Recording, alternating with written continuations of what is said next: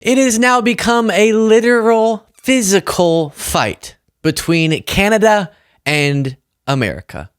You're seeing on screen, but I'll explain for our podcast listeners, quite the fight broke out during a game, a hockey game, a sports event.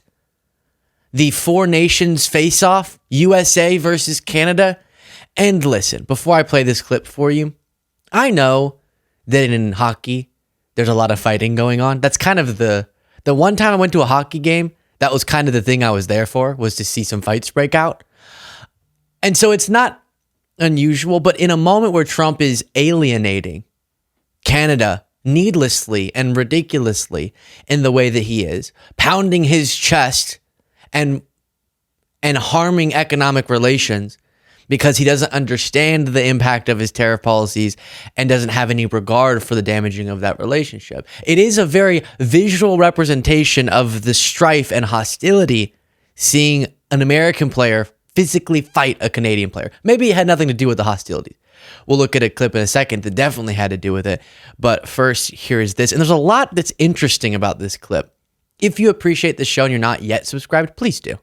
On net. Now we're 9 seconds in. We had a fight 2 seconds in, another one 1 second later.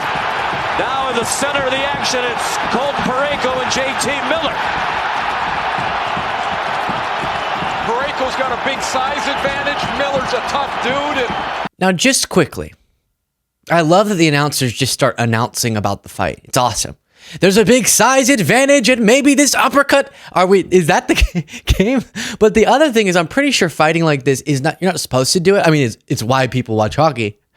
Not the only reason, but it's an exciting part of it that these things happen. But it's supposed to be stopped based on the rules, I think.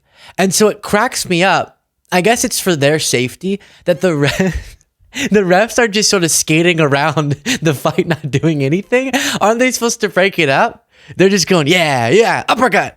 Look. Parayko's got a big size advantage. Miller's a tough dude.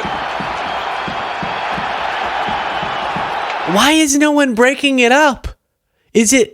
What's happening? This is like 1996 when this building opened up with the World Cup. All right.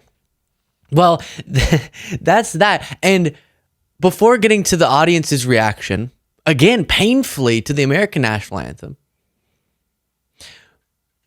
number one, I guess it's for the ref's safety. They have to find an optimal moment to jump in, but it's wild to see two players fighting each other that much, really swinging at each other. And the ref's just sort of skating around in a circle, having a good old time while it happens. And apparently there were 3 fights in the first 9 seconds of the game between the US and Canada. Clearly this has something to do, right? I don't watch much hockey, but this has to have something to do with the needless antagonism from Trump. What we know relates to it very directly is during games like this one and other hockey games in Canada, we've seen the reaction to the American national anthem that used to be respected and honored by Canadians because of our great relationship, is now being booed. Oh, say, can you see by the dawn's early light what so proudly we hailed at the twilight? I mean, it's never something that you want to see, you want to hear. But Canadians are upset by Trump's complete irrational obsession with making sure his relationship's as good as possible with Putin. He's so smart. But antagonizing the allies who have been by our side every step of the way. Very bizarre. Now, I have other things I want to get to. But it's become a little bit of a theme on the show that I don't understand Trump's signature. And so I want everyone, just take a second, please. Before we get into more important things, I need someone to explain to me how that signature reads Donald J. Trump or Donald John Trump or Donald Trump. How do I explain for our podcast listeners? Picture a little kid is told to do a signature and they just do a bunch of squigglies, big squigglies filled in by little squigglies. His name is and I'm not getting, no one else talks about this. These are the things we need to be focusing on. Why is his signature so long? Donald Trump. Is the sound it makes whenever he signs it. What are all of those squiggles for? My name is Luke Beasley. When you look at my signature, you see a big L, a big B, and a bunch of squiggles that about, if you were to count each hump, count out to the number of letters ish in that name. This, it doesn't match. And it's not important, but it's now become sort of an obsession of mine. It's driving me crazy. Every time I see him sign something, he's been signing all these things. It's why is it going so long? Okay. I will be bringing that up frequently. Brian Kilmeade, as some of the most consequential things are happening right now, Elon Musk gutting the government, has this take. Why does the media have such a hard time believing that two powerful, successful, handsome men could work together with one objective? It's handsome. Handsome? What does handsome have to do with anything? One more time. Did I hear that right? Why does the media have such a hard time believing that two powerful, successful, handsome men could work together with one objective? It's happened before, and America accepted it. Remember, for example, Lethal Weapon? 4 separate times. Mel Gibson, Danny Glover. Watch. At what point do you just give up? Do you know what I mean? Like, at what point do you just give up? At what point do you wake up and look in the mirror and go, I'm about to brush my teeth, get in the shower. Hopefully it's a strong, powerful water pressure shower as Trump needs. But Brian Kilmeade, he then, puts gel in his hair, puts on his suit, and goes to work. To do what? To be so close to a Russian state TV, so close to a North Korean state TV channel, that I do not get, I cannot process how there isn't any level of guilt.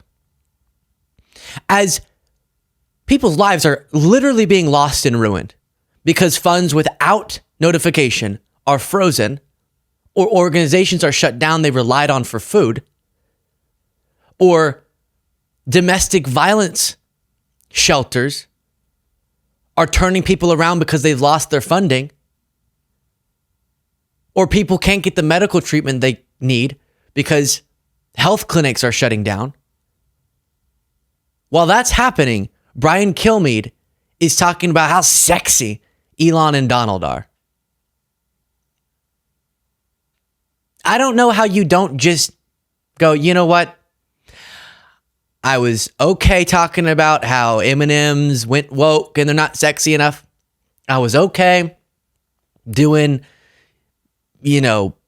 Kamala Harris's terrible 24/7 coverage. I was okay with that. I was okay with pretending like drag queens were going to personally gayify every child in America. I was okay with all of it. But now, amid this much pain in people's lives, acting like our problem is with two handsome men having a friendship. And no, I know what you're thinking, Luke. Say something about handsome. Dispute that.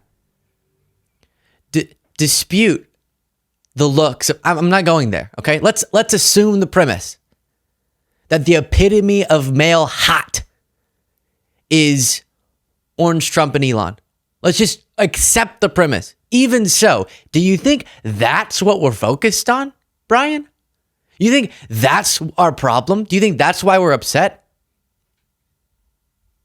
At what point do you just give up on that? He's made enough money. Stop it. No shame.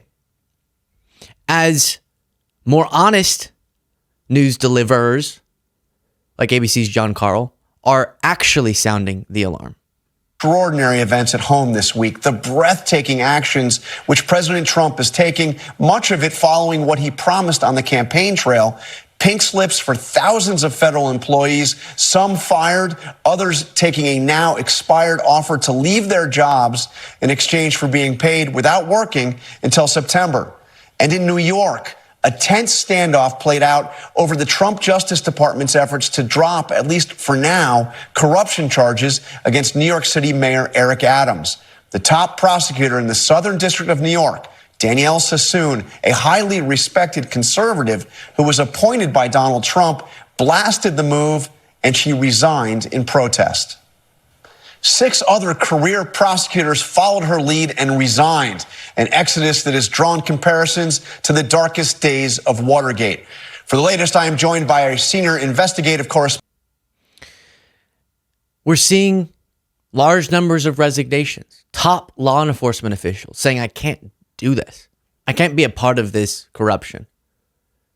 I can't sacrifice all principles to dedicate myself to the only principle MAGA seems to care about, which is Trump. I can't do it. I'm out. And does that make us more safe? No.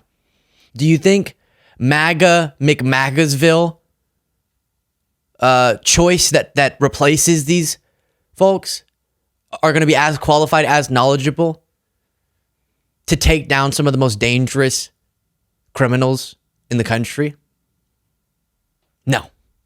We're becoming less safe because Trump's obsessed with being able to do whatever he wants. And you're thinking, oh, no, he hasn't said that. Well, he kind of has. He recently posted, apparently, I didn't know this when I first talked about it, but this is a Napoleon quote. But Trump said, he who saves his country does not violate any law.